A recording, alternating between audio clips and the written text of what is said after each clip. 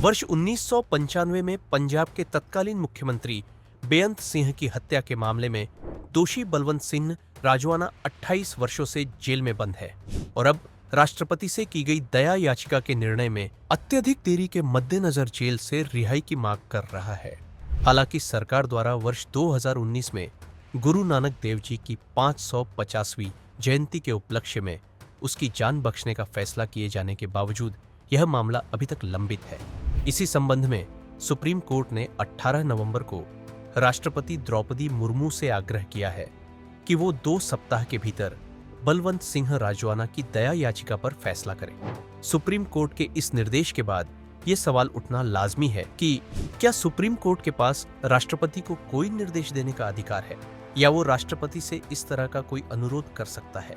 दरअसल राजवाना के मामले में सुप्रीम कोर्ट ने कोई बाध्यकारी निर्देश जारी नहीं किया, लेकिन देरी पर अपनी चिंता व्यक्त की और राष्ट्रपति से कार्रवाई का आग्रह किया। यहाँ सर्वोच्च न्यायालय की भूमिका दया याचिका प्रक्रिया में अनुचित देरी को उजागर करना है, जो कि शामिल व्यक्ति के अधिकारों को प्रभावित करती है। हालांकि इसके पास राष्ट्रपति को बाध्य करने की शक्ति नहीं है, लेकिन यह सिफारिशें कर सकता है जो इस मामले में राष्ट्रपति के निर्णय को शीघ्रता से लागू करने के लिए निर्देशित थी। संक्षेप में कहें तो सर्वोच्च न्यायालय क्षमादान के मामलों पर राष्ट्रपति को सीधे निर्देश नहीं दे सकता। वह यह सुनिश्चित करने के लिए निर्देश जारी कर सकता है कि ऐसे मामलों को शीघ्रता से निपटाया जाए। राष्ट्रपति और न्यायपालिका के बीच बातचीत संविधान द्वारा शासित होती है, जो दोनों निकायों की संबंधित शक्तियों को रेखांकित करता है। इस मामले में न्यायालय का हस्तक्षेप न्याय के संरक्षक के रूप में अपनी भूमिका को रेखांकित करता है, खासकर उन स्थितियों में जहां न्यायिक प्रक्रिया में देरी मौलिक अधिकारों को कमजोर कर सकती है।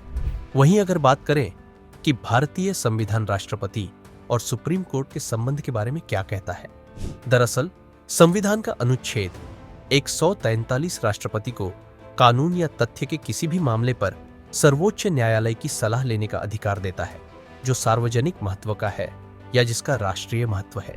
ऐसा तब हो सकता है जब राष्ट्रपति किसी कानूनी प्रश्न को हल करने के लिए इसे आवश्यक समझे।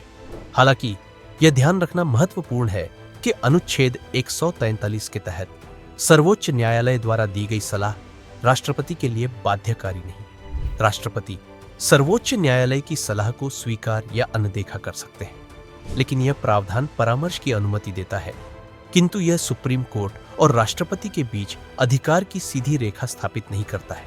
अर्थात सुप्रीम कोर्ट की राय सलाहकारी है, अनिवार्य नहीं। आज का प्रश्न, संविधान का अनुच्छेद 143 राष्ट्रपति को सर्वोच्च न्यायालय के संबंध में क्या करने का अधिकार देता है?